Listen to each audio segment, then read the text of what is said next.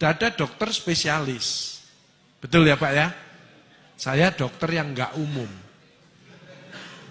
Karena saya 25 tahun itu dampingi orang-orang yang sakaratul maut. Penyakit-penyakit terminal. Makanya kenapa untuk penyakit-penyakit terminal itu kok tidak ada larangan makan. Wong makan aja enggak mau kok dilarang lagi. Panjenengan ya boleh makan, asal yang enggak boleh kalau berlebihan. Kata Rasulullah, makan pada waktu lapar, berhenti sebelum kenyang. Sumu tasihu, berpuasalah niscaya akan sehat. Kalau diimbangi puasa, bisa juga menahan hawa nafsu, sebab dari emosi. Banyak orang nggak ngobati hati. Kedua, saya kalau ngobati secara keseluruhannya, bukan hanya fisik saja, bukan hanya pil. Manusia ini terdiri 5 aspek: badan, psikologis, sosial, kultural, spiritual. Jadi kalau ngobati harus semuanya. Satu badan, treat the patient. Jadi manusia, bukan hanya pil-pil, tapi emosinya. Makanya orang yang ngeyelan itu gak iso, itu cepat mati. Karena kortisolnya meningkat. Jadi justru penyakit hati ini diobati. Makanya obatnya Rasulullah adalah istighfar. Dalam hadis qudsi, astaghfirullahaladzim innahu kana ghafaro, ya hayyu ya qayyum bi rahmatika astaghis. Itu enggak pernah disampaikan, hanya dikasih pil, itu fisik. Padahal kausanya di hati. Nanti kita bahas satu persatu.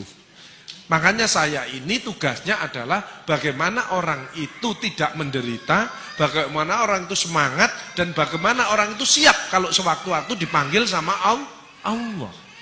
Itu tugas saya. Jadi kalau ada orang sakaratul maut, lainnya ditinggal, saya enggak, saya rangkul, saya bimbing, saya dampingi, karena ini saat yang menentukan. Itu bedanya, ya. Jadi saya di bagian penyakit terminal, sehingga saya kalau melihat orang sudah tahu, orang ini masih takut sama istrinya, kelihatan. Ya, orang ini masih banyak utang, itu kelihatan. Kalau yang hadir di tempat ini wajahnya, ini wajah surgawi. Orang-orang yang ikhlas. Orang-orang yang penuh syukur. Orang bersyukur itu mesti daya tahan tubuhnya meningkat, nggak gampang sakit. Alhamdulillah. Kelihatannya sepele. Kalau mengucapkan alhamdulillah, keluar hormon kebahagiaan. Daya tahan tubuhnya meningkat. Dan orang itu kalau bersyukur mesti bibirnya lebar. Ya apa kabare Pak? Alhamdulillah.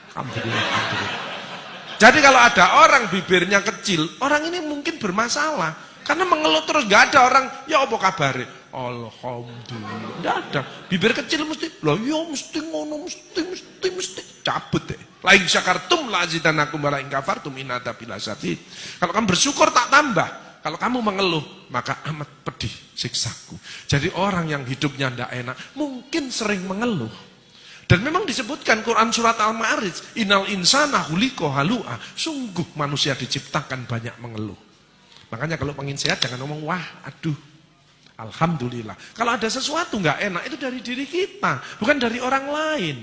In asantum le anfusikum wa in asantum falaha. Barang siapa berbuat baik, kebaikan untuk dirimu sendiri. Kalau berbuat jahat, kejahatan itu untuk dirimu sendiri. Hal jazaul ihsani ilal ihsan. Tidak ada balasan kebaikan selain kebaikan itu pula. Tidak ada orang berbuat baik balasannya jelek. Tidak ada. Allah itu maha adil. Dilanjutkan lagi Quran surat Al-Zalzalah, "Faman ya'mal mithqala dzarratin khairan yarah wa may ya'mal mithqala dzarratin syarran yarah." Makanya orang yang bahagia seperti panjenengan ini bagaimana? Bisa menerima pendapat orang lain, bukan memaksakan kehendaknya untuk orang lain. Kaiso, setruk. Kortisol yang keluar, ini bahaya. Makanya hati kita harus dibersihkan dulu dari penyakit hati. AIDS, angkuh, iri, dengki, sombong. Itu harus didetoks. Bagaimana bisa bahagia kalau masih punya iri hati ini? Apa sih artinya takwa? Alladzina yunfikuna fis-sarra'i wad-dharra. Dia peduli. Suka menafkahkan hartanya baik di waktu lapang maupun sempit. Kalau mau sedekah tidak usah nunggu kaya. Kaya itu belum tentu. Tapi dengan sedekah calon menjadi orang kaya. Balkadzibin al-ghaidz. Dia kalau debat selalu ngalah. Karena Allah janji, siapa yang salah dia ngalah. Tak buatkan istana nanti di surga. Tapi dia benar, dia ngalah. Maka istananya akan lebih hebat. Sayangnya banyak orang dolim. Istri ngomeli suami sudah senden di tembok, tapi nyerah ini. Cek diterus noai, karek mumbul, kik, mati. Makanya anak juga gitu, ya bunda, aku yang salah, aku mohon maaf. Ya sudah maafkan, karena itu miliknya Allah. Makanya kita tidak boleh dolim, tidak boleh menyakiti orang. Kalau kita menyakiti orang, badan kita terasa tidak enak. Kenapa? Karena keluar hormon negatif. Coba panjenengan sedekah, senyum dengan orang, keluar hormon positif. Tidak ada penyakit datang. Dotok dulu, AIDS ini. Dengan apa? Istighfar tadi. Istighfar itu menggembirakan Allah, dicintai Allah, tambahi rezekinya, dijauhkan dari neraka. Dan yang penting, kalau istighfar itu, setan putus asa. Sayangnya di Indonesia kan sudah tidak ada setan, karena manusianya sudah disetan kabeh. Ya. Bagaimana bahagia? Panjenengan sehat, insya Allah ya sehat. Sehat itu kadang-kadang dilihat jasmani rohani. Betul nggih? Badan stres. Padahal ada 8. Sehat fisik, panjenengan bisa ke sini. Alhamdulillah. Coba panas badan. Awake panas greges, enggak mungkin ke sini. Apalagi mencret, enggak mungkin wong gini. Ana pengajian nang masjid, rumah sakit Karimah Utama gak iso aku, gak iso. Mencret kok. Kan ringan mencret, wong klepnya ndak bisa nutup. Kan ndak kelihatan. Beda kalau saya di bagian kanker, payudara kelihatan, mata, tangan kelihatan. Ini hanya mencret. Alhamdulillah. Sebutkan supaya keluar hormon kebahagiaan. Kadang-kadang orang ndak punya duit itu kenapa sih? Dia pelit, hitung-hitungan sama Allah. Dan Allah tidak hitung-hitungan dengan kita. Wa in ta'udzu nikmatallahi la tuhsuha. Barang siapa akan menghitung nikmatku tidak akan mampu. Kok bisa Pak Agus? Pasien saya rata-rata pakai oksigen. Wong terminal. Pakai oksigen. Satu oksigen ini bayar 1,5 juta. Kalau isinya habis, isinya tok 300.000. Jadi satu tabung 1.800.000. Ini habis setengah hari. Jadi satu hari 2 tabung, 3.600.000 hanya untuk oksigen. Belum infus, belum obat, belum dokternya dan lain sebagainya. Kita tidak pernah dibayar, tidak pernah bayar. Coba seandainya nanti kita panjenengan undur di rumah terus besok pagi ada tamu tok tok tok, assalamualaikum, waalaikumsalam warahmatullahi wabarakatuh. Saya utusan dari Allah ingin narik rekening berapa liter oksigen yang panjenengan hirup mulai lahir sampai sekarang. Oksigen tok, tidak usah anak, tidak usah rumah, tidak usah sepeda motor, tidak usah mobil, tidak usah tanah. Oksigen yang panjenengan hirup ditagih sama Allah. Panjenengan jawab. Panjenengan gini paling blek mati ya. Gitu kok kadang-kadang jahat sama istrinya, gitu kok kadang-kadang tidak mau baik dengan putra-putrinya, gitu kok kadang-kadang tidak nyaman sama tetangganya. Yuk kita rubah. Yuk kita istighfar 3 kali yuk. Astagfirullahaladzim, astagfirullahaladzim, astagfirullahaladzim. Ampuni ya Allah, ampuni ya Allah. Makanya Rasulullah itu manusia yang sudah dijamin masuk surga, tidak lepas dari istighfar 100 kali satu hari. Apalagi kita yang penuh dengan dosa. Alhamdulillah ditambah astagfirullah, ditolong sama Allah. Apa yang sulit? Tidak ada yang sulit dalam hidup. Yang sulit adalah dari dirinya sendiri, dari hatinya, dari pikirannya, dari ucapannya, dari perilakunya. Yuk jamaah semua kita keluarkan the power of heart. Hati yang selalu ingat kepada Allah. Hati yang selalu bersyukur kepada Allah. The power of mind. Pikiran selalu positif. Tidak pernah berisi yang negatif-negatif. Kemarin ada orang mau makan sate, pikirannya negatif. Satenya dipegang terus ngomongnya gini, ya apa enggak kolesterolku. Jadi satenya utuh, kolesterolnya naik.